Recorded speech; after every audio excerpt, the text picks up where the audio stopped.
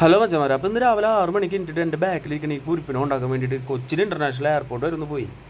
ദൈവൻ്റെ കാറിലാണ് ഞങ്ങൾ പോയത്. ഞങ്ങൾ 3 പേരും ചെറുപ്പത്തോട്ടുള്ള കൂട്ടുകാരാണ്. തൃശ്ശൂരിൽ നിന്ന് എയർപോർട്ടിലേക്ക് പോകുമ്പോൾ ഒന്നും കിട്ടിയില്ലെങ്കിലും ഈ സാധനം കിട്ടാതിരിക്കില്ല. ബ്ലോക്ക് അത്യാവശ്യം ബ്ലോക്ക് ഇന്നും ഉണ്ടായിരുന്നു. ബ്ലോക്ക് ഇല്ലാതിരിക്കാൻ വേണ്ടിയിട്ടാണ് നേരത്തെ ഇറങ്ങിയത്. എന്നിട്ടും ഗംഭീര ബ്ലോക്കായിരുന്നു.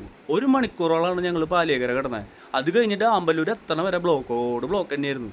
ബ്ലോക്കിൽ കിടന്ന ഭ്രാന്തായപ്പോൾ കുറച്ച് തമിഴ് പഠിക്കാമെന്ന് വിചാരിച്ചു. തമിഴ് വായിക്കാൻ പോയി എനിക്ക് അതിനേറ്റ് വലിയ ഭ്രാന്തായി. നിങ്ങൾക്ക് ഇത് എന്താ എഴുതിയെന്ന് മനസ്സിലായെങ്കിൽ ഒന്ന് കമന്റ് ബോക്സിൽ പറയട്ടാ. കേരള സമൂഹത്തിൽ യുവാക്കളെല്ലാം നാട് വിട്ട് പോകണോണ്ടാണോന്ന് അറിയില്ല. ചെക്കൻ്റെ എല്ലാം മൊത്തം പോയിട്ടുണ്ട്. എന്റെ പെരുമാറ്റത്തില് എന്തെങ്കിലും പന്തികളുണ്ടോന്ന് ഒന്നും നോക്കിക്കേ. ഇവന്റെ കോപ്രായങ്ങളൊക്കെ കണ്ടു കഴിഞ്ഞ് പുറത്തേക്ക് നോക്കിയപ്പോഴാണ് ദൃശ്യത്തിൽ ജോർജ് കുട്ടിയും ഫാമിലിയും ധ്യാനത്തിന് പോയ തൊടുപുഴ വണ്ടി കണ്ടത്. ബ്ലോക്കും കാര്യങ്ങളൊക്കെ കഴിഞ്ഞിട്ട് ഞങ്ങൾ മുന്നോട്ട് പോയപ്പോഴാണ് അവന് പ്രിന്റ് ഔട്ടും കാര്യങ്ങളൊക്കെ എടുക്കണമെന്ന് പറഞ്ഞു. അപ്പോൾ ഞങ്ങൾ വണ്ടി സൈഡാക്കി പ്രിന്റ് ഔട്ട് എടുക്കാൻ കയറി. അങ്ങനെ അവൻ എടുക്കാനുള്ള പ്രിന്റ് ഔട്ടും കാര്യങ്ങളൊക്കെ എടുത്ത് കുറച്ച് സാധനങ്ങളൊക്കെ വാങ്ങാണ്ടിരുന്നു. അതൊക്കെ വാങ്ങിയിട്ട് ഞങ്ങൾ എയർപോർട്ടിലെത്തി.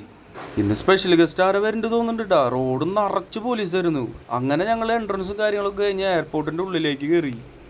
പിന്നെ കൊച്ചിൻ എയർപോർട്ടിനെ പറ്റിയിട്ട് കൂടുതൽ പറയേണ്ട ആവശ്യമില്ലെന്ന് എനിക്ക് നന്നായിട്ട് അറിയാം. കാരണം വേൾഡ് ഫേമസ് ആണ് നമ്മുടെ കൊച്ചിൻ എയർപോർട്ട് എന്ന് പറയുന്നത്. ലോകത്തിൽ ആദ്യമായിട്ട് സോളാറിൽ പ്രവർത്തിക്കുന്ന ഒരു എയർപോർട്ട് നമ്മുടെ സ്വന്തം നെടുമ്പാശ്ശേരി എയർപോർട്ടാണ്. അങ്ങനെ അവന് കയറാനുള്ള സ്ഥലമായി. അവനൊരുട്ടാൾ ഉന്തുവണ്ടി എടുത്ത് അവൻ്റെ പെട്ടി അതുമ്പോൾ വെച്ചിട്ട് അവനെ ഞങ്ങൾ ഗൾഫിലോട്ട് പാഴ്സലാക്കി. മനസ്സ് വേദനിക്കുന്നത് പുറത്ത് കാണാൻ പാടില്ല എന്നൊരു പ്രത്യേക വാശി അവനുണ്ട് കേട്ടോ. ഉള്ളിലുള്ള വിഷമമൊക്കെ ഉള്ളിൽ ഒതുക്കി വെച്ചിട്ട് പുറത്ത് ചിറിച്ച് അവൻ അങ്ങനെ ഗൾഫിലേക്ക് പോയി. തിരികെ ഞാൻ വരുമെന്ന വാർത്ത കേൾക്കാനായി സംഭവം ഞങ്ങൾ അവനെ യാത്രയാക്കിയെങ്കിലും ഞങ്ങൾ കുറച്ച് നേരം പുറത്ത് വെയിറ്റ് ചെയ്തു. അവൻ്റെ ബോഡി പാസ് കഴിയുന്ന വരെ ഞങ്ങൾ ഇവിടെ ഒരു ചായയും സമൂസയൊക്കെ കഴിച്ചിട്ടിരുന്നു. അങ്ങനെ അവൻ്റെ ബോഡി പാസ് കിട്ടിയതിന് ശേഷം ഞങ്ങൾ അവിടുന്ന് പടിയായി. അപ്പോൾ ശരി.